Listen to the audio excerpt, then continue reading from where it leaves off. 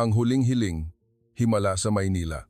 Isang 10 taong gulang na batang Amerikano, si Ben Miller, ang sinabihan na mayroon na lamang siyang 3 buwan dahil sa kanyang sakit sa puso. Ang huling hiling niya, ang makita at masakyan ang pinakabagong tren ng pag-asa ng Pilipinas, ang amang hindi naniniwala sa bansa at ang inang nagmamahal sa kanyang anak, tumawid sa karagatang Pasipiko ang pamilya. Ano ang nasaksihan nila roon? At ano ang kapalaran na naghihintay kay Ben? Isang kwento ng himala sa Pilipinas kung saan nagtatagpo ang tulong upang sagipin ang isang nanghihina na buhay ay magsisimula ngayon. Nasilayan ng sikat ng araw ng Mayo ang puting dingding ng silid konsultasyon sa Dallas, Texas sa isang ospital para sa mga bata. Tahimik na nagsalita si Dr. De La Cruz, isang PhilAm na pediatric cardiologist sa mag-asawang Miller. Lumabas na ang resulta ng pagsusuri. Mahigpit na hinawakan ni James Miller ang kamay ng kanyang asawang si Emma. Kinagat ni Emma ang kanyang labi, naghihintay sa susunod na sasabihin ng doktor. Ang dilated cardiomyopathy ni Ben ay mas mabilis ang paglala kaysa sa inaasahan, patuloy ni Dr. De La Cruz. Ang kanyang boses ay kalmado ngunit seryoso. Ang function ng kanyang puso ay lubhang bumaba. Sa kasalukuyang medisina, wala tayong permanenteng lunas. Bumagsak ang matinding katahimikan sa silid. Sa mahabang panahon bilang isang pediatric specialist, walang paraan upang masanay si Dr. De La Cruz sa pagbibigay ng masamang balita sa isang 10 taong gulang. Magsasalita ako ng prangka. Ang natitirang oras ni Ben ay humigit kumulang 3 buwan. Tahimik na tumulo ang luha mula sa mata ni Emma. Si James ay nagkuyom ng kamao, pilit na pinipigilan ng damdamin.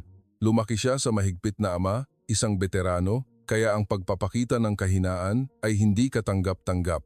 Nakaramdam siguro si Ben na nagbabasa ng libro sa sofa sa waiting area ng seryosong ekspresyon ng kanyang mga magulang. Nakayuko ang bata, pilit na inuunawa ang kanyang kapalaran. Nang gabing iyon, kinuha ni Ben ang modelo ng tren sa kanyang tabi. Ito ang kanyang paborito, regalo ng kanyang ama noong kanyang 3 kaarawan. Ang puti at asul na streamlined na katawan. Daang-daan, libu-libong beses na niyang tiningnan ang modelong ito. Papa, Mama, humarap sa kanila si Ben na nakatayo sa pintuan ng kanyang kwarto. Niyakap niya ang modelo ng tren habang nakatitig sa kanyang mga magulang. May huling hiling ako. Ang boses ni Ben ay kalmado para sa kanyang edad. Sa 2 taong pakikibaka sa sakit, marami na siyang tinanggap. Gusto kong pumunta sa Pilipinas. Gusto kong masakyan ang totoong tren ng pag-asa. Maraming poster ng mga modernong tren sa dingding ng kanyang kwarto. Ang kanyang bookshelf ay puno ng mga aklat tungkol sa Philippine National Railways at engineering ng bansa. Para kay Ben, ang tren ay hindi lamang sasakyan. Ito ay pangarap, pag-asa, at mismo ang dahilan ng kanyang pamumuhay. Gusto kong umupo sa driver's seat. Gusto kong maramdaman ang takbo nito. Gusto kong makita ang bulkang Mayon sa bintana ng tren. Ang mata ni Ben ay kumikinang. Mas malakas ba ang pag-asam sa pangarap kaysa sa takot sa kamatayan? Gusto ko ring ipakita kay Michael, ang kaibigan ko sa ospital, ang larawan ko na nakasakay sa totoong tren. Hindi napigilan ni Emma ang pagluha at niyakap ang kanyang anak. Si James naman ay nakatitig lamang sa labas ng bintana, hindi makagalaw. Kinabukasan, nagkulong si James sa kanyang study. Sa screen ng kanyang computer, lumabas ang impormasyon tungkol sa Pilipinas. Ngunit ang kanyang puso ay puno ng pag-aalinlangan sa pagtupad ng hiling ng kanyang anak. Ang mga kwento na paulit-ulit niyang narinig mula sa kanyang ama tungkol sa mga negatibong estereotipo, ang pag-aalinlangan sa kaayusan, kalinisan, at kaligtasan sa mga lungsod ng Pilipinas. Ang mga balita tungkol sa bureaucracy at inefficiency na kanyang naaalala. Para kay James, ang Pilipinas ay isang bansa na puno ng kalat at kaguluhan. Kung sakaling may mangyari sa bansang hindi namin naiintindihan ang wika, bulong niya sa sarili. Ang puso ni Ben ay nasa estado na maaaring huminto anumang oras. Ano ang gagawin niya kung may mangyari sa kanyang anak sa isang banyagang lupain? Kumatok si Emma sa pinto. Pwede ba tayong mag-usap? Magkaharap silang umupo. Hinawakan ni Emma ang kamay ng kanyang asawa at nagsimulang magsalita ng mahinahon. Naiintindihan ko ang iyong pag-aalala. Ngunit napakaikli na ng oras na natitira kay Ben. Tahimik na nakinig si James. Ano ang magagawa natin? Maghintay sa huling oras habang nakatali siya sa higaan o tuparin ang gusto niyang gawin? Ang boses ni Emma ay malumanay, ngunit may matinding determinasyon ng isang ina. Tinanggap na ni Ben ang kanyang kapalaran, kaya niya ginawa ang hiling na ito. Kung tututulan natin, baka sumuko siya, at habang buhay niyang itatago ang pangarap na ito. Napaluha si Emma. Pakiusap, James. Tuparin natin ang pangarap ni Ben. May panganib, oo. Ngunit ayaw kong magsisi. Nang gabing iyon, mag-isang binisita ni James ang kuwarto ni Ben. Natutulog ang kanyang anak. Ang modelo ng tren ay nakalagay sa tabi ng kanyang unan. Habang tinitingnan ni James ang payapa niyang ngiti, nagdesisyon siya. Kinabukasan, sa hapagkainan, sinabi ni James kay Ben, "Pumunta tayo sa Pilipinas. Ako at ang mama mo, tutuparin namin ang iyong pangarap." Sa wakas, bumalik ang tunay na ngiti sa mukha ni Ben. Sa pagtingin sa kanyang masayang ekspresyon, nakumpirma ni James na tama ang kanyang desisyon. Anuman ang hirap na naghihintay, tungkulin niyang tuparin ang huling hiling ng kanyang anak bilang isang ama.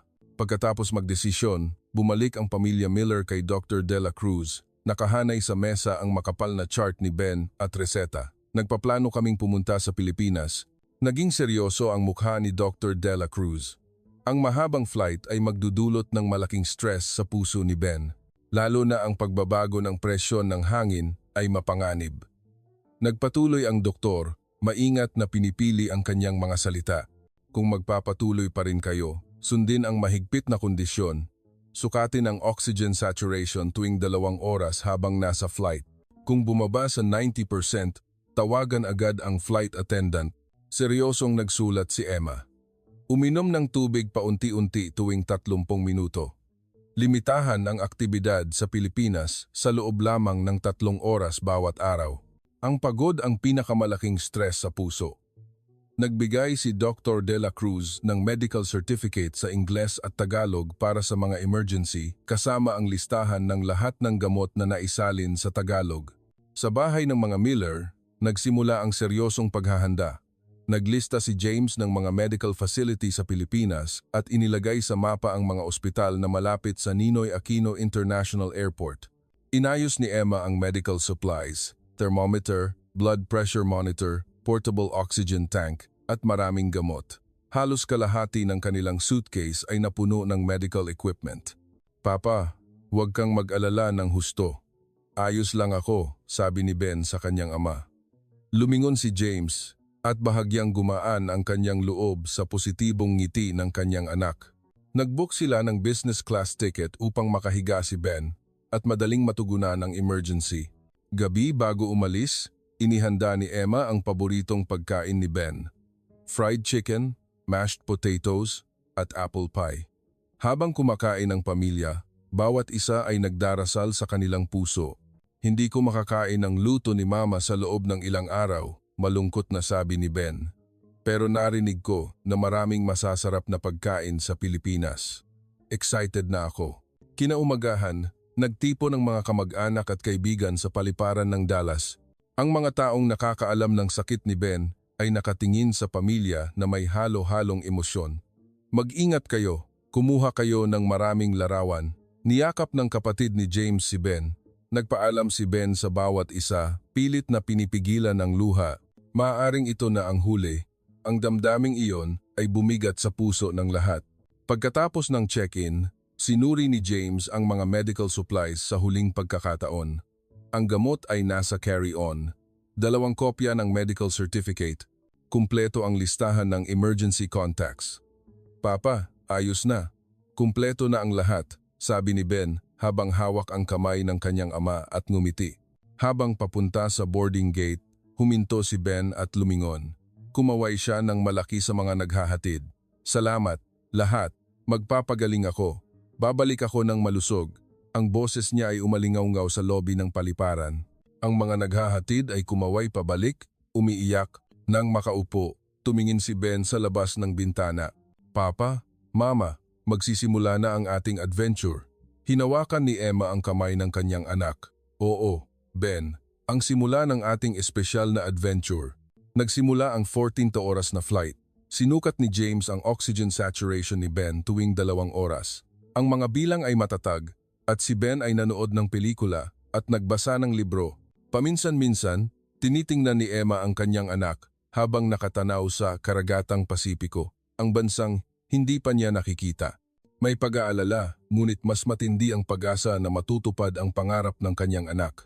Sa oras ng pagkain, nagpakita si Ben ng appetite. Masarap. Sa salitang iyon, gumaan ang pakiramdam ng kanyang mga magulang. Maya-maya, narinig ang anunsyo ng kapitan. Malapit na tayong lumapag sa Ninoy Aquino International Airport. Kumislap ang mata ni Ben. Sa wakas, nasa Pilipinas na sila. Paglapag sa Naya, huminga ng malalim si Ben. Ito ang hangin ng Pilipinas. Pagkatapos dumaan sa immigration at papunta sa luggage carousel, napahinto si James. Ang mga suitcase na lumalabas sa conveyor belt ay nakahanay lahat ng maayos. Ang mga hawakan ay nakaharap sa labas at ang mga tag ay madaling makita. Isang airport staff na nakasuot ng uniform ang bahagyang yumukod. Ang tanawin ng mga kawani na maingat na inaayos ang bawat bagahe ay ikinagulat ni James. Ang galing, Papa. Para silang puzzle na nakahanay ng maganda, sabi ni Ben na mamangha. Pagkatapos kunin ang bagahe, dumaan si James sa palikuran at nawalan siya ng salita sa sobrang kalinisan nito. Hindi ito maihahambing sa mga palikuran sa Amerika. Maayos ang lahat at spotless ang kalinisan. Nang dumaan sa customs, inalok ng isang kawani ng libreng cart si James na nagdadala ng mabibigat na suitcase. Mukhang mabigat po ang inyong bagahe. Gamitin niyo po ito. Nalilito si James sa agwat sa pagitan ng imahe ng Pilipinas na kanyang narinig mula sa kanyang ama, isang bansa ng kaguluhan, at ang katotohanan na nakikita niya. Paglabas sa arrival lobby, huminga ng malalim si Ben.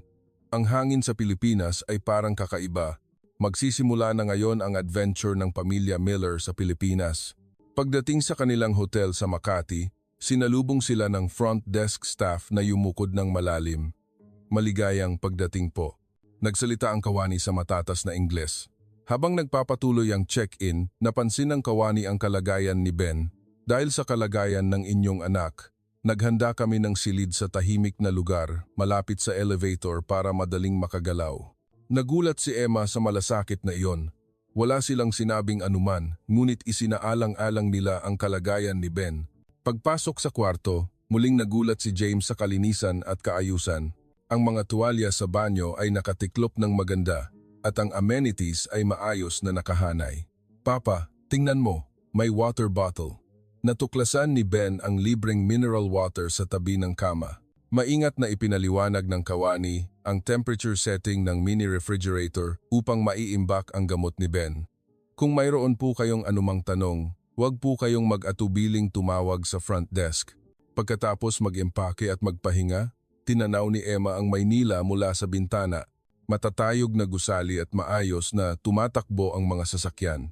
Ang mga karatula ay puno ng mga salitang Tagalog, damang-dama nila na nasa banyagang lupain sila. Mama, gutom na ako, sabi ni Ben. Tinawagan ni Emma ang concierge. Pagkaraan ng ilang minuto, dumating ang concierge sa kwarto at inirekomenda ang isang kalapit na kainan. Inirekomenda namin ang restaurant na ito para sa mga pamilyang may bata. Lakad lang po ng 5 hanggang 7 minuto at marami silang kids menu. Nagbigay pa ito ng mapa at brochure ng kainan. Nang gabing iyon, kumain ang pamilya Miller sa isang family restaurant malapit sa hotel. Ang menu ay may maraming larawan na madaling mag-order kahit hindi maintindihan ang wika. Mukhang masarap ito, itinuro ni Ben ang larawan ng steak with rice. Nang dumating ang pagkain, nagulat sila sa maingat na plating. Iba talaga sa restaurant sa Amerika, sabi ni Emma. Nang umalis sila, yumukod ng malalim ang waiter at hinatid sila. Sa paggalang na iyon, muling naramdaman ni James ang kultura ng bansa. Kinabukasan, pumunta ang pamilya Miller sa Manila Grand Station. Ang mga karatula sa subway station ay nakasulat sa Ingles. Nagulat si James sa pagiging user-friendly nito. Nang nalilito sila sa harap ng ticket vending machine, may station staff na lumapit. Saan po kayo pupunta? Nang sabihin nila ang destinasyon, maingat na itinuro ng kawani kung paano bumili ng ticket. Hindi lamang nagturo, Ipinakita pa niya kung paano gamitin ang makina. Paglabas nila, lumitaw ang modernong estruktura ng Manila Grand Station. Ang ganda, ang istasyon na nakita lang ni Ben sa larawan ay nasa harap na niya. Pagpasok sa istasyon, napuno sila ng hiya sa laki at dami ng tao. Ngunit ang nakakagulat, sa dami ng tao, wala namang kaguluhan. Ang mga tao ay naglalakad ng maayos, pumipila at nagbibigayan. Papa, tahimik sila, bulong ni Ben. Ito ay tiyak na mas tahimik kaysa sa istasyon sa Amerika. Habang naghahanap ng platform para sa tren, may isa pang kawani na lumapit. May problema po ba kayo? Nang sinabi ni James ang destinasyon, maingat na itinuro ng kawani ang daan. Hindi lang nagturo, inakay pa sila nito sa isang bahagi ng daan. Ang excitement ni Ben ay kitang-kita sa kanyang paglalakad. Pagdating sa platform ng tren, kumislap ang mata ni Ben. Ang puti at asul na streamlined train ay nakatigil ng tahimik, ang totoong tren ng pag-asa. Nakatayo si Ben, nakatitig sa tren. Ang tren na pinapangarap niya simula noong siya ay 3 taong gulang ay nasa harap na niya. Sa platform display, sunod-sunod na lumabas ang oras ng pag-alis ng tren. Tiningnan ni Ben ang relo ni James upang tiyakin ang punctuality. 1 minuto bago umalis, tumayo ang conductor sa platform. Tiningnan ng conductor ang kanyang relo, naghihintay sa eksaktong oras. Nang dumating ang oras, tumunog ang departure bell at dahan-dahang gumalaw ang tren. Tiningnan ni James ang kanyang relo, eksakto sa oras na nakadisplay. Hindi ka panipaniwala, bulong ni James. Ang sistema ng tren na tumatakbo ng eksakto sa minuto. Ito ba ang pagkakaiba sa Amerika? Tumayo si Ben sa platform at tiningnan ang papalayo na tren. Ang kanyang likod ay puno ng kasiyahan dahil sa paglapit sa kanyang pangarap. Sasakay tayo diyan bukas, Mama, sabi ni Ben. Oo, Ben, bukas, ikaw ang sasakay sa tren na iyon. Sa station store, nakakita si Ben ng miniature ng tren. Sinubukan ni James na bilhin ito, ngunit umiling si Ben. Wag na, Papa. Sasakay naman ako sa totoong tren bukas. Sapat na yon. Habang naglalakad sa loob ng istasyon, interesado si Ben. Sa lahat ng nakikita niya, ang tindahan ng pasalubong, ang information board, lahat ay bago at espesyal. Pabalik sa hotel, tiningnan ni James ang Maynila. Ang malinis na kalsada, ang maayos na hanay ng mga gusali, ang magalang na mga tao, iba ito sa imahe ng Pilipinas na narinig niya mula sa kanyang ama. Nang gabing iyon, nakatanaw si James sa labas ng bintana ng hotel. Maganda ang night view ng Maynila. Emma, baka nagkamali ako, mahinang sabi ni James sa kanyang asawa. Tumayo si Emma sa tabi niya. Ang alam ko lang tungkol sa Pilipinas ay puro prejudice. Nang dumating ako rito, iba ang lahat. Hinawakan ni Emma ang kamay ng kanyang asawa. Si Ben, simula nang dumating tayo, sumigla ang ekspresyon niya. Tiningnan ni James ang natutulog na mukha ng kanyang anak. Bukas, ang araw na pinakahihintay ni Ben, ang pagsakay sa tren ng pag-asa. Naramdaman niya na dahan-dahang natutunaw ang kanyang matigas na puso. At kasabay nito, kumbinsido siya na ang paglalakbay na ito ay magiging napakahalaga para sa kanilang pamilya. Kinabukasan, pumunta ang pamilya Miller sa Manila Grand Station. Hawak ang kanilang ticket sa tren. Si Ben ay hindi mapakali, sinisigurado ang kanyang kamera sa bag. Papa, pwede ba akong kumuha ng maraming larawan? Siyempre, kumuha ka hanggat gusto mo. Nang umakyat sila sa platform, nakatigil na ang tren. Ang puting train na may asul na line, eksakto ang itsura na paulit-ulit na nakita ni Ben sa larawan. Sa wakas, sasakay na ako. Nanginginig ang boses ni Ben. Niyakap ni Emma ang balikat ng kanyang anak. Pagpasok sa tren, nagulat sila sa kalinisan ng loob. Ang mga upuan ay maayos na nakahanay at lahat ay perfectly organized. Walang smudge ang bintana at walang dumi sa aisle. Ben, dito, nakita ni Emma ang kanilang upuan. Umupo si Ben sa tabi ng bintana, namumula ang pisngi sa excitement. Papa, ang lawak ng upuan. Oo, kumpara sa tren sa Amerika, mas maingat ang pagkakagawa ng mga upuan. Ang recline function, ang espasyo sa paa, ang disenyo ng mesa lahat ay isinasaalang-alang ang comfort ng pasahero. Tumunog ang departure bell. Dinikit ni Ben ang mukha niya sa bintana, nakatingin sa platform.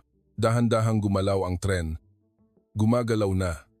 Napasigaw si Ben. Mabagal sa simula, ngunit unti-unting bumilis ang takbo. Ang cityscape ng Maynila ay dumadaloy sa likuran. Mabilis, pero hindi man lang umaalog. Nagulat na sabi ni Ben. Oo, dapat na itong tumatakbo ng mahigit 200 km/h, ngunit halos walang pag-alog. Ang tubig sa tasa ay hindi umaalog. Nagulat si James sa mataas na teknolohiya. Ibang dimensyon ito kumpara sa tren sa Amerika. Sa loob ng tren, tahimik ang mga pasahero. May nagbabasa, may nagtatrabaho sa laptop at may natutulog. Walang nagsasalita ng malakas, lahat ay nag-enjoy sa kanilang oras. Mama, tingnan mo doon. Itinuro ni Ben ang labas ng bintana. Ang mga tanawin sa Pilipinas ay lumalabas. Ang mga luntiang palayan, ang mga bahay at ang mga bundok sa malayo. Patuloy ang pagtaas ng bilis at sa wakas, umabot sa maximum speed. Ang tanawin ay dumadaloy ng mabilis, ngunit ang loob ng tren ay nakakagulat na tahimik. Papa, gaano kabilis na tayo tumatakbo? Siguro mga 280 km/h. Kumislap ang mata ni Ben. 280 km/h siya. Siya ay gumagalaw sa bilis na iyon. Gusto mo ba ng inumin? Tanong ni Emma. Tumango si Ben. Nang bumili ng inumin sa vending machine sa estasyon, nagulat si James sa kalinisan at dami ng produkto. Ang mainit at malamig na inumin ay ibinebenta sa iisang makina. Bumalik sa upuan, patuloy na nanood si Ben sa labas ng bintana habang umiinom ng orange juice. Papa, hindi pa raw nagkakaaksidente ang tren, hindi ba? Oo. Simula nang magsimula ang operasyon, 0 ang namatay na pasahero. Tumango si Ben, humanga. Tumatakbo sa bilis na ito, ngunit pinapanatili ang perpektong safety record. Ito ang tren ng pag-asa ng Pilipinas. Nang pumunta si Ben sa palikuran, nagulat siya sa kalinisan. Papa, ang linis ng banyo.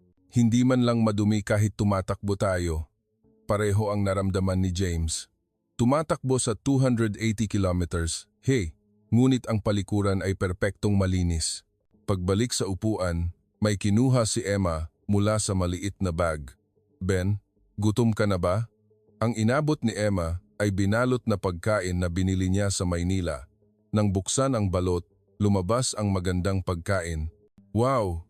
Nanlaki ang mata ni Ben. Pansit, adobo, lumpia.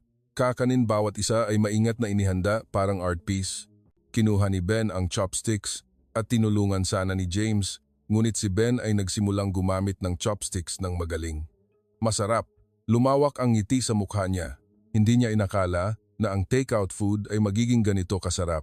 Masarap ba lahat ng pagkain sa Pilipinas? Ngumiti si Emma. Siguro, ang mga Pilipino ay may kultura ng pagpapahalaga sa pagkain. Pagkatapos kumain, muling tumingin si Ben sa labas ng bintana. Ang tren ay patuloy na tumatakbo. At dumating ang sandali. Ben, tingnan mo doon, itinuro ni James ang kanang bintana. Tumingin si Ben at sa pagitan ng mga ulap, lumabas ang isang dambuhalang bundok, ang perpektong kono na bundok na may snow sa itaas. Bulkang Mayon, nawalan ng hininga si Ben. Ang Mayon Volcano, na nakita niya ng maraming beses sa larawan, ay nasa harap na niya. Ang Mayon, na nakita mula sa bintana ng tren, ay mas maganda kaysa sa kanyang imahinasyon. Ang puting tuktok ng bundok ay kumikinang laban sa asul na langit. Papa, kunan mo ng larawan. Nagmamadaling kinuha ni James ang kamera. Maraming beses na tumunog ang shutter. Dahan-dahang lumayo ang Mayon sa paningin. Ngunit ang imahe nito ay naitanim ng malalim sa puso ni Ben. Ang galing. Talagang ang galing. Hindi maitago ni Ben ang kanyang excitement. Ang pangarap kong masakyan ng tren at makita ang Mayon ay natupad. Napaluha si Emma. Sa harap ng dalisay na kasiyahan ng kanyang anak, naisip niya na tama ang desisyon na ito. Tinitingnan ni James ang tanawin na dumadaloy sa labas ng bintana. Ngayon, naramdaman niya na ang Pilipinas ay mas maganda kaysa sa kanyang inakala. Papa, masaya ako. Hinawakan ni Ben ang kamay ng kanyang ama. Siguro, ito ang unang beses na naging masaya ako ng ganito. Naging mainit ang dibdib ni James sa salitang iyon. Ang kanyang anak, na sinabihan na mayroon na lamang 3 buwan, ay nakakaramdam ng tunay na kaligayahan sa sandaling ito. Iyon lang, may kabuluhan na ang paglalakbay na ito. Ang tren ay tahimik at tiyak na tumatakbo patungo sa destinasyon, ang tanawin ng Pilipinas na nakikita sa bintana, ang perpektong railway system at higit sa lahat, ang masayang mukha ni Ben. Hindi malilimutan ni James ang sandaling ito. Pagkatapos bumaba sa tren, sumakay ang pamilya Miller ng taxi patungo sa Philippine Transportation and Engineering Museum. Si Ben ay hindi mapakali sa taxi. Ang pangarap na masakyan ng tren ay natupad, ngunit may isa pang malaking pangarap na naghihintay. Kaunti na lang, Ben, hinawakan ni Emma ang kamay ng kanyang anak. Nang makita ang gusali ng museo, napasigaw si Ben. Iyan na, pagbaba sa taxi, may malaking monument ng train sa entrance. Huminto si Ben at tinitigan iyon. Pagpasok sa loob, ito ay mundo ng mga tren. Ang mga makasaysayang tren ay nakadisplay. Ang galing, sobrang galing. Kumislap ang mata ni Ben habang tiningnan niya ang bawat isa. Una, nakita niya ang unang high-speed train ng Pilipinas, ang tren ng Pag-asa, Prototype I. Ang kakaibang rounded form, ang puti at asul na paint. Tumayo siya sa harap ng tren. Ito ang simula ng lahat.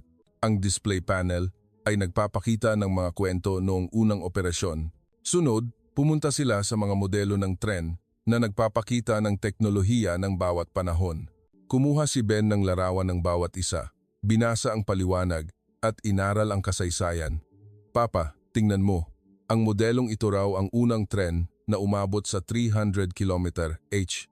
Naging mainit ang dibdib ni James sa sigasig ng kanyang anak. Isang 10 taong gulang na bata na nagmamahal sa tren ng seryoso at dalisay.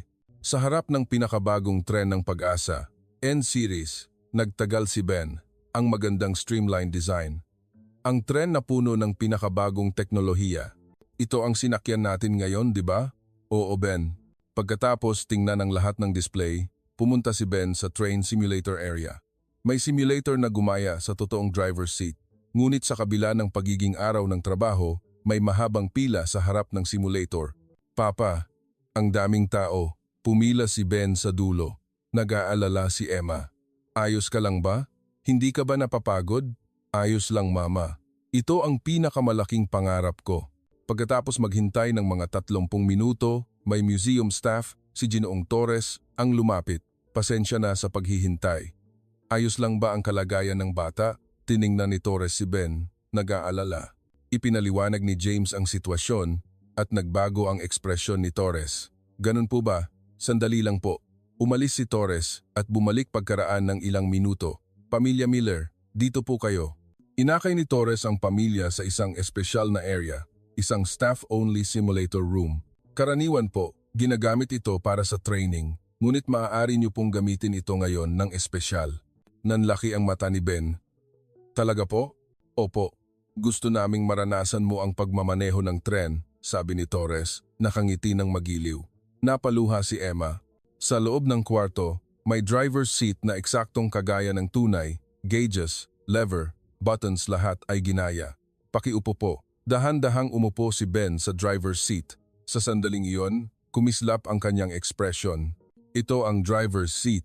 Umupo si Torres sa tabi niya at maingat na nagsimulang magpaliwanag.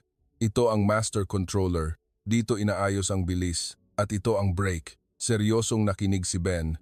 Ang pinakamahalaga sa pagmamaneho ng tren ay ang pagiging on time. Kailangan mong magmaneho ng eksakto kahit 1 segundo lang. Ang paliwanag ni Torres ay technical ngunit madaling maintindihan ng bata. Magsimula na tayo sa pagmamaneho. Ang destinasyon ay Manila Grand Station. Nang magsimula ang simulator, lumabas sa screen ang platform ng estasyon. Ang oras ng pag-alis ay 14:04. Pakialis po ng eksakto. Tiningnan ni Ben ang orasan. 30 segundo na lang. Ang kanyang kamay ay nasa master controller. Nanginginig ang kanyang kamay sa kaba, ngunit seryoso ang kanyang mata. 20 segundo. 10 segundo. Huminga ng malalim si Ben. 5, 4, 3, 2, 1. Eksaktong 14:04, iginalaw ni Ben ang lever. Dahan-dahang gumalaw ang tren sa screen. Perpekto, pinuri ni Torres. Bumilis ang takbo ng tren. Maingat na inayos ni Ben ang lever habang tinitingnan ang mga gauge. 100 kilometers, H, 150 kilometers, H. 200 kilometers. H. Ang totoong tanawin ay dumadaloy sa screen. Para siyang nagmamaneho ng totoong tren. 5 kilometer na lang sa susunod na istasyon. Simulan na ang pagpapabagal, utos ni Torres. Sinimulan ni Ben na gamitin ang brake ayon sa tagubilin ni Torres. Dahan-dahang bumaba ang bilis at lumabas ang platform ng estasyon. Pakihinto ng eksakto sa stop position. Naging focused si Ben, inaayos ang brake.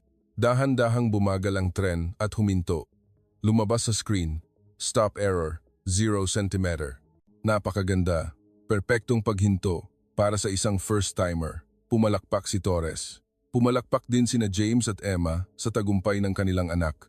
Tumayo si Ben mula sa upuan at yumukod ng malalim kay Torres. Salamat po, maraming salamat po.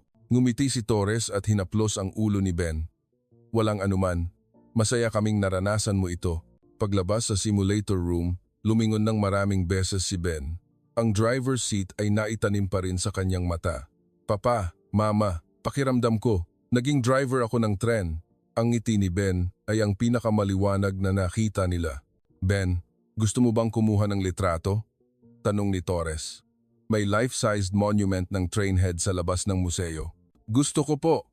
Agad na sumagot si Ben. Paglabas sa museo, may trainhead ng prototype I na nakadisplay, isang life-sized monument. Wow! Nagulat si Ben sa laki nito. Dito po maraming kumukuha ng litrato, paliwanag ni Torres. Kinuha ni James ang kamera. Tumayo si Ben sa tabi ng trainhead. Sa sandaling iyon, lumabas ang pinakamagandang ngiti sa kanyang mukha, ang kaligayahan sa pagtupad ng pangarap, ang achievement ng pagmamaneho ng tren, at ang kaligayahan na kasama ang kanyang mga magulang. Lahat ay nakatuon sa ngiting iyon. Maraming beses na tumunog ang shutter. Isa pa po, family picture naman po tayo, alok ni Torres. Pumila ang pamilya Miller sa harap ng tren. Si Ben ay nakatayo sa pagitan ng kanyang mga magulang, nakangiti sa kamera. Say, cheese! Kinuha ni Torres ang litrato. Nakuha sa larawan ang sandali ng perpektong kaligayahan. Pagkatapos ng photoshoot, bumalik sila sa loob ng museo. Mukhang hindi pa tapos si Ben sa pagtingin sa display. Pwede pa po ba akong tumingin sa prototype I ulit? Siyempre, Ben, ngumiti si Emma. Bumalik sa display area, tumayo si Ben sa harap ng prototype I. Tinitigan niya ang rounded form nito. Ang tren na ito ang simula ng lahat, binasa ulit ni Ben ang panel. 1980s, ang simula ng high-speed rail sa bansa. Papa, ang galing ng mga taong gumawa ng tren na ito. Mula sa wala, nakagawa sila ng ganito kaganda. Naramdaman ni James ang paglaki ng kanyang anak sa salitang iyon. Sa shop ng museo, bumili si Ben ng train photo book. Titingnan ko ito ng paulit-ulit pag-uwi namin, para hindi ko makalimutan ang araw na ito. Nang magbayad sa cash register, binigyan ng staff si Ben ng maliit na sticker. Sticker po ng tren, para sa souvenir. Salamat po. Masayang tinanggap ni Ben. Hinantay ni Torres ang pamilya hanggang sa labasan. Ben, nag-enjoy ka talaga ngayon. Kung may pagkakataon kang bumalik sa Pilipinas, bumisita ka ulit. Ha? Opo, babalik po ako sigurado. Matigas na sagot ni Ben. Sa susunod, ipapakita ko sa iyo ang mas maraming tren. Salamat po, Ginoong Torres. Yumukod ng malalim si Ben. Paglabas sa museo, lumingon ng maraming beses si Ben. Ito ang pinakamagandang araw. Ang kanyang ekspresyon ay puno ng satisfaction at kaligayahan. Sa labas ng museo, huminga ng malalim si Ben. Papa, Mama, maraming salamat sa napakagandang experience na ito. Niyakap ni Emma ang balikat ng kanyang anak. Walang anuman, Ben. Ang makita kang masaya ang pinakamalaking kaligayahan namin. Tiningnan ni James ang kanyang relo. Lampas na ng 4 p.m. Matagal na nilang nalampasan ang limit na 3 oras na aktibidad bawat araw. Ben, hindi ka ba napapagod? Hindi, Papa. Hindi ako mapapagod kung nag-enjoy ako ng ganito, masiglang sumagot si Ben. Ngunit sa sandaling iyon, bahagyang nanginig ang paa ni Ben. Ben, nag-aalalang sabi ni Emma, ayos ka lang ba? Ayos lang. Natapilok lang ako. Pilit nang ngumiti si Ben, ngunit medyo maputla ang kanyang mukha. Maingat na tiningnan ni James ang kanyang anak. Oo, medyo bumibilis ang hininga niya. Ben, ayos ka ba talaga? Opo, ayos lang. Ngunit ang boses ni Ben ay walang lakas. Kinuha ni Emma ang oxygen saturation monitor mula sa bag. Sandali lang, pakisukat. Pagkatapos ikabit sa daliri ni Ben, lumabas ang bilang 89%. Mas mababa sa normal. Ben, magpahinga muna tayo. Pinaupo ni Emma ang kanyang anak sa isang kalapit na bench.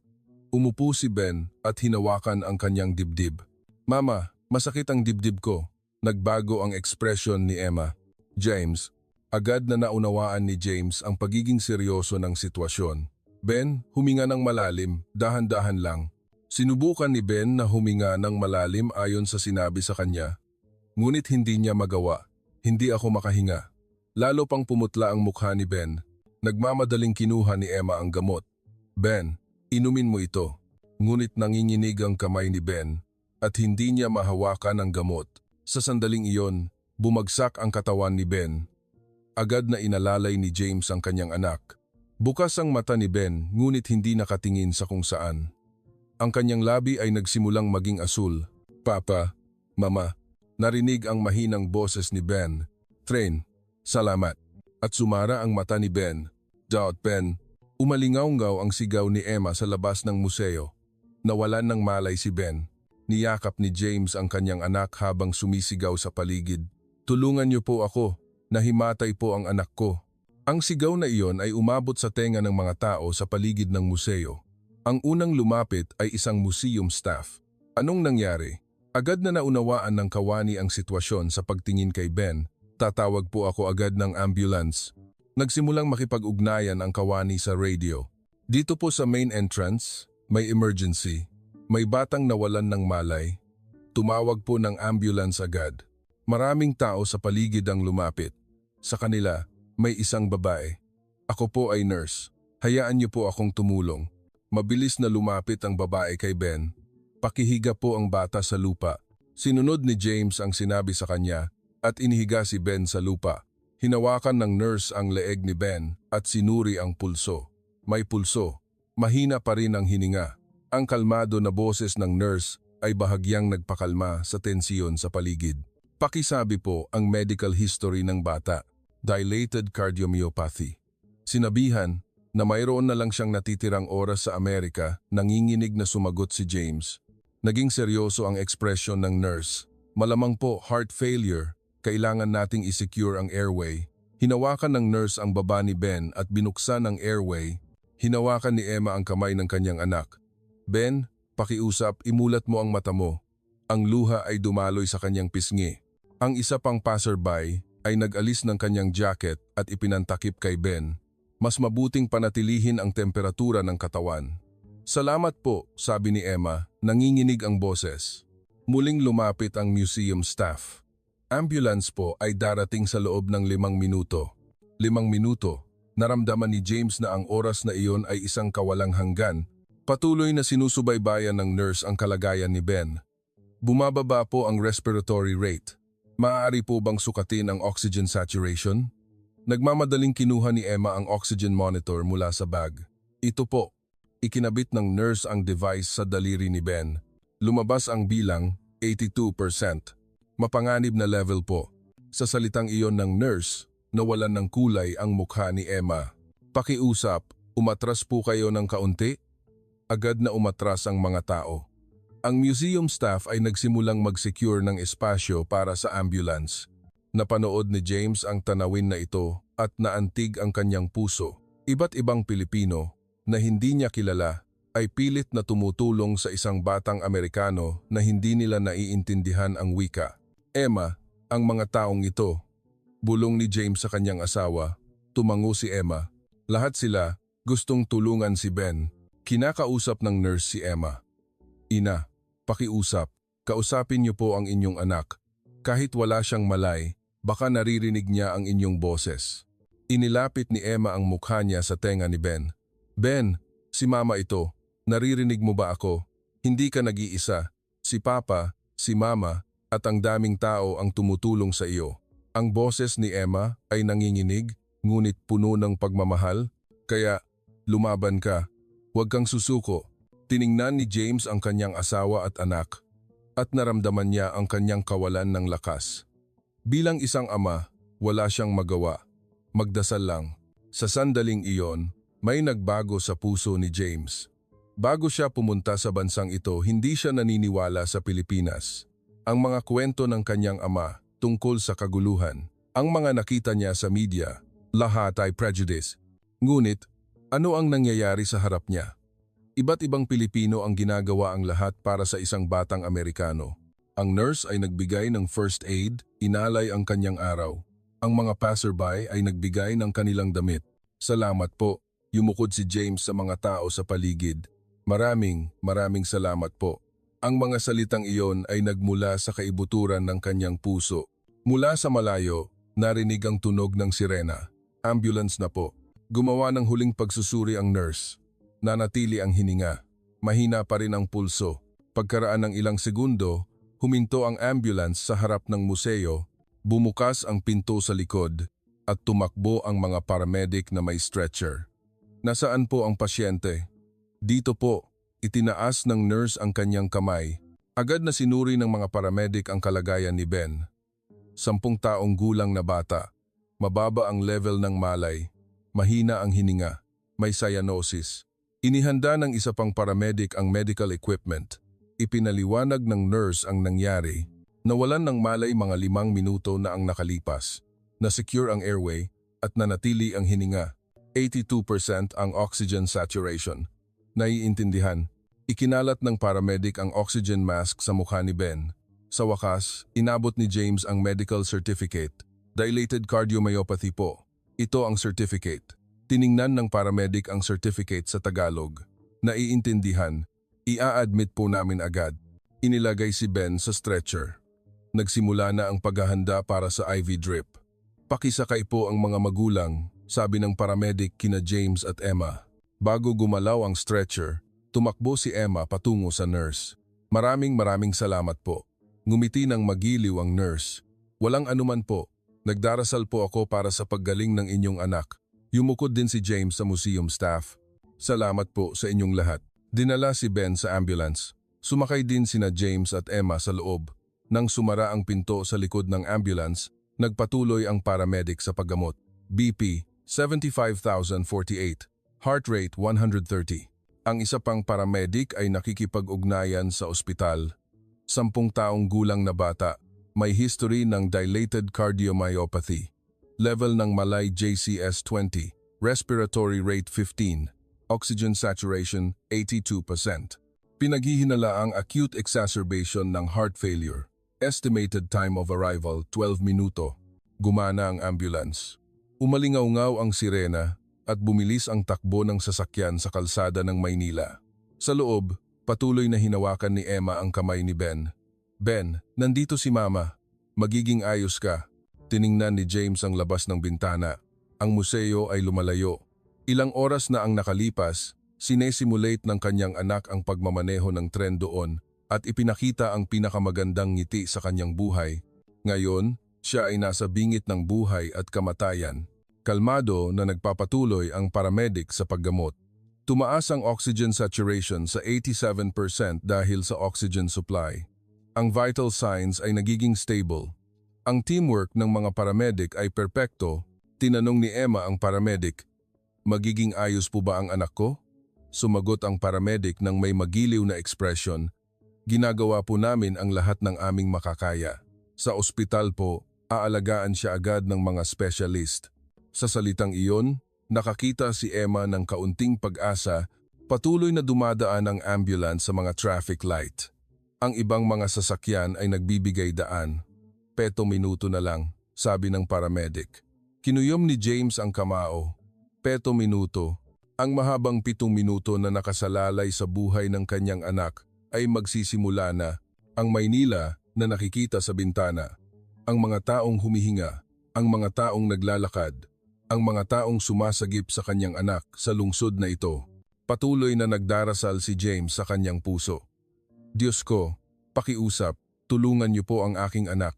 At salamat po sa mga taong ito. Sa wakas, bumagal ang takbo ng ambulance. Darating na po tayo, nakita ang malaking gusali ng ospital sa labas ng bintana. Philippine General Hospital, PGH. Huminto ang ambulance. at bumukas ang pinto sa likod. Naghihintay na ang mga hospital staff. 10 taong gulang na bata, dilated cardiomyopathy, pinaghihinala ang acute heart failure. Nagbigay ng endorsement ang paramedic sa hospital staff. Ibinaba ang stretcher at dinala sa loob ng ospital. Sinundan sila nina James at Emma. Nawala si Ben sa treatment room. Sumara ang pinto.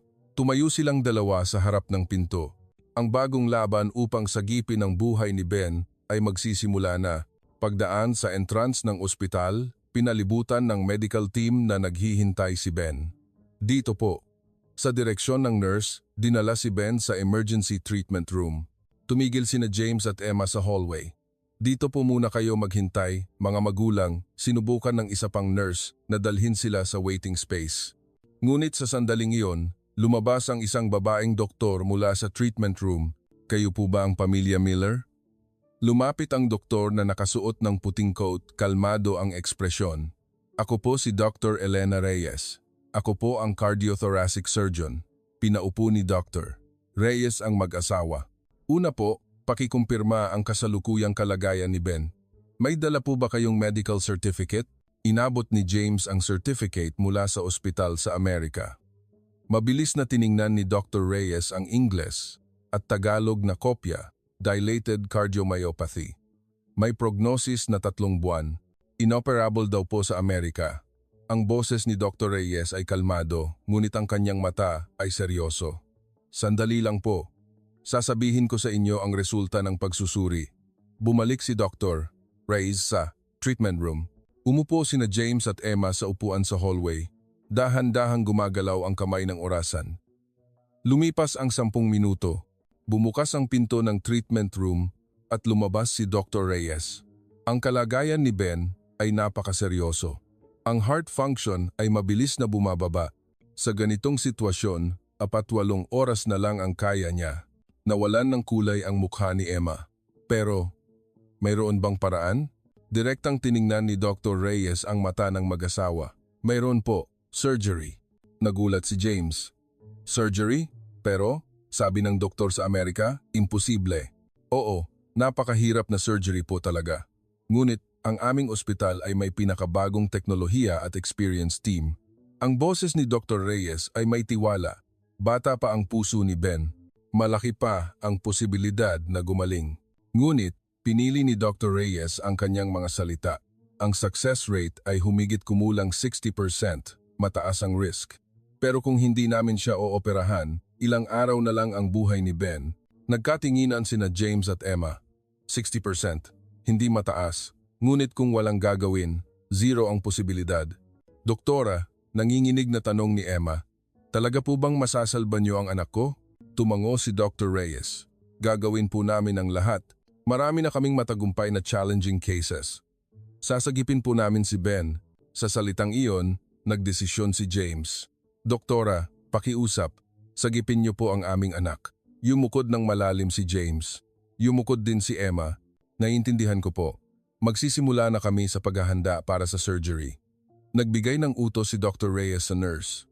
Pakitawag po ang surgery team, ang buong circulatory department. Mabilis na gumalaw ang nurse. Kailangan po namin kumuha ng consent mula sa inyo, mga magulang. May dalang form ang isa pang nurse. Kinuha ni James ang pen, nanginginig ang kamay. Ang risk ng surgery, ang posibilidad ng complications lahat ay nakasulat. Ngunit isa lang ang pagpipilian. Sa sandaling pipirma siya, ipinatong ni Emma ang kanyang kamay sa kamay ng kanyang asawa. Sama-sama, pumirma silang dalawa sa consent form. Pagkaraan ng 30 minuto, handa na ang operating room. Dinala si Ben sa operating room sa stretcher. Sa hallway, hinatid ni na James at Emma ang kanilang anak. Mukhang natutulog si Ben. Laban, Ben, mahinang bulong ni Emma. Sumara ang pinto ng operating room. Umilaw ang pulang lamp. Nagsasagawa ng surgery. Umupo sina James at Emma sa bench sa harap ng operating room. Sa hallway, dahan-dahan lang gumagalaw ang oras. Lumipas ang 1 oras. May dalang mainit na tsaa ang nurse. Matatagalan pa po. Magpahinga po muna kayo. Salamat po, sagot ni Emma. Nanginginig ang boses. Lumipas ang 2 oras. Tumayo si James at tumingin sa labas ng bintana. Ang night view ng Maynila ay kumikinang. Maraming ilaw ang nagpapaliwanag sa lungsod. May mga tao sa lungsod na ito na nagsisikap na sagipin ang aking anak. Lumipas ang 3 oras. Nakahiga si Emma sa bench, nahihilo sa pagod at pag-aalala. Si James ay gising pa rin, nakatitig sa pinto ng operating room. Lampas na ng hating gabi. 4 na oras na simula nang magsimula ang surgery. Nakatitig si James sa pinto. 2 a.m. Lumuhod si James sa sahig at nagdarasal. Magkadikit ang 2 kamay. Diyos ko, pakiusap, tulungan niyo po ang aking anak. Bago siya umalis sa Amerika, hindi siya naniniwala sa Pilipinas. Ngunit ngayon, buong puso siyang naniniwala sa mga doktor ng Pilipinas. 4 a.m. Bahagyang lumiwanag ang langit sa silangan. 8 oras na simula nang magsimula ang surgery. Ang mata ni James ay puno ng pagod. Ngunit nanatili siyang nakaupo, naghihintay. 6 a.m. Sumikat ang liwanag ng umaga sa hallway. Sa sandaling iyon, bumukas ang pinto ng operating room. Lumabas si Dr. Reyes, pagod ang ekspresyon. Ngunit ang kanyang mukha ay may tiyak na kaginhawaan. Tumayo si James. Nagising din si Emma at nagmamadaling tumayo. Doktora, huminga ng malalim si Dr. Reyes at mahinang ngumiti. Matagumpay po ang surgery. Sa salitang iyon, napasigaw si Emma sa iyak. Lumuhod si James sa harap ni Dr. Reyes. Salamat po. Maraming salamat po. Napakatibay na bata ni Ben. Mahirap ang surgery, ngunit sinuportahan kami ng kanyang kagustuhang mabuhay. Kailan po namin siya pwedeng makita? Tanong ni Emma. Nanginginig ang boses. Pwede po kayong makipagkita sa kanya pagkaraan ng ilang oras. Nagpapahinga siya sa Intensive Care Unit, ICU. Ngunit dahan-dahang babalik ang kanyang malay. Pinaupo ni Dr. Reyes ang mag-asawa. Ipaliwanag ko po ang susunod na progress. Mas mabilis ang paggaling ng puso ni Ben kaysa sa inaasahan. Kailangan niya ng hospitalization sa loob ng 2 linggo. Ngunit pagkatapos noon, makakabalik na siya sa normal na buhay. Normal na buhay? Hindi makapaniwalang tanong ni James. Opo, kung magpapatuloy ang tamang care, makakabalik si Ben sa normal na buhay tulad ng ibang mga bata. Ito ang mga salita na hindi niya kailanman narinig mula sa doktor sa Amerika. Ang liwanag ng umaga ay nagpapaliwanag sa hallway ng ospital. Sa wakas, tapos na ang mahabang gabi. 3 araw pagkatapos ng surgery, nagising si Ben sa intensive care unit. Mama, narinig ang mahinang boses ni Ben. Hinawakan ni Emma ang kamay ng kanyang anak. Ben, gising ka na. Dahan-dahang tumingin si Ben sa paligid. Nasaan ako? Ospital? Oo. Ospital sa Pilipinas. Tinulungan ka ni Dr. Reyes. Hinawakan ni Ben ang kanyang dibdib. Gumaling na ba ang puso ko? Oo. Hindi pa complete, ngunit tiyak na gumagaling. Napaluha si Ben. Buti na lang. Pagkaraan ng 1 linggo, inilipat si Ben sa General Ward. Ang Maynila ay nakikita mula sa bintana ng kwarto. Papa, tingnan mo. Nakikita ko ang train track ng tren doon, sabi ni Ben. Oo, nakikita ang elevated track sa malayo. Gusto ko ulit sumakay sa tren. Hinaplos ni James ang ulo ng kanyang anak. Makakasakay ka ulit balang araw. Nang lumapit ang discharge date, nagpasya ang pamilya Miller na bumisita sa mga taong tumulong sa kanila. Ang una nilang binisita ay ang Philippine Transportation and Engineering Museum. Naghihintay si Ginoong Torres sa entrance. Ben, napakasaya ko at gumaling ka na. Nakita ni Torres si Ben at gumaan ang kanyang loob. Ginoong Torres, salamat po. Hindi ko po malilimutan ang simulator experience noong araw na iyon. Inabot ni Ben ang isang sulat kay Torres. Ito po, sinulat ko sa ospital. Maingat na tinanggap ni Torres ang sulat. Ben, bumalik ka ulit dito para sumakay ng tren kapag malusog ka na. Opo, babalik po ako. Sigurado. Ang sumunod ay ang ospital para sa huling check-up kay Dr. Reyes. Talagang gumaling ang puso ni Ben. Wala na kayong dapat alalahanin. Sa salitang iyon ni Dr. Reyes, gumaan ang pakiramdam ng buong pamilya. Doktora, maraming salamat po. Yumukod ng malalim sina James at Emma. Walang anuman. Ang life force mismo ni Ben ang pinakamalakas, sabi ni Dr. Reyes. Lumapit si Ben kay Dr. Reyes. Doktora, paglaki ko po, gusto kong maging doktor. Gusto kong tulungan ang mga batang may sakit, tulad niyo po. Naluha ang mata ni Dr. Reyes. Iyan ay napakagandang pangarap. Magiging napakagaling mong doktor. Binigyan ni Dr. Reyes si Ben ng maliit na kahon. Pakibuksan ito. Nang buksan ni Ben ang kahon, may maliit na keychain ng tren sa loob. Ito po ay koleksyon ng aking anak noon. Gusto kong dalhin mo ito. Salamat po. Aalagaan ko po ito habang buhay. Niyakap ni Ben ang keychain sa kanyang dibdib. Paglabas sa klinik, lumingon ng maraming beses si Ben at kumaway kay Dr. Reyes. Habang naglalakad sa hallway, mahinang nagsalita si James. Paano tayo magpapasalamat sa mga taong ito sa bansa? Hinawakan ni Emma ang kamay ng kanyang asawa. Ang magagawa natin ay huwag kalimutan ang experience na ito at hayaang lumaki si Ben ng malusog at makapagbayad ng utang na loob balang araw. Naglakad si Ben sa pagitan ng kanyang mga magulang, nakatingin sa keychain ng tren. Pangako, paglaki ko, babalik ako sa Pilipinas at tutulong ako sa mga nangangailangan. Sa salitang iyon, naramdaman ni na James at Emma ang paglaki ng kanilang anak. Ang 10 taong gulang na bata ay mayroon ng malinaw na goal sa buhay. Paglabas sa ospital, ang asul na langit ng Maynila ay lumabas. Huminga ng malalim si Ben. Gusto ko pa rin ang hangin sa Pilipinas. Ang kanyang ngiti ay masiglang masigla. Ang gabi bago sila umuwi, ang pamilya Miller ay gumugol ng huling gabi sa hotel. Tiningnan ni James ang night view ng Maynila mula sa bintana. Emma, nagbago ako sa 2 linggong ito, sabi ni James. Tumayo si Emma sa tabi niya. Bago ako pumunta sa Pilipinas, puno ako ng prejudice. Ang mga kwento ng aking ama, ang mga nakita ko sa media, lahat ay mali. Ang boses ni James ay puno ng lalim. Nang makipag-ugnayan ako sa mga tao ng bansang ito, doon ko lang naintindihan ng maraming bagay. Ang kabutihan ng mga tao, ang galing ng teknolohiya, at higit sa lahat ang pagkakaisa ng tao na lumalampas sa nationality. Tumango si Emma. Pag-uwi natin, gusto kong sabihin sa mga tao ang tunay na mukha ng Pilipinas. Ang ganda ng bansa na na-experience natin. Si Ben ay nakatingin sa photobook ng tren sa kanyang kama. Papa, Mama, may pangako ako. Humarap ang mga magulang kay Ben. Paglaki ko, babalik ako sa Pilipinas, sigurado. At gusto kong maging doktor at tumulong sa mga nangangailangan tulad ni Dr. Reyes. Ang mata ni Ben ay may matinding determinasyon. Iyan ay napakagandang pangarap, Ben, niyakap ni Emma ang kanyang anak. Kinabukasan, sa bus papuntang Naya, nakatanaw si Ben sa labas ng bintana. Ang cityscape ng Maynila ay dumadaloy sa likuran.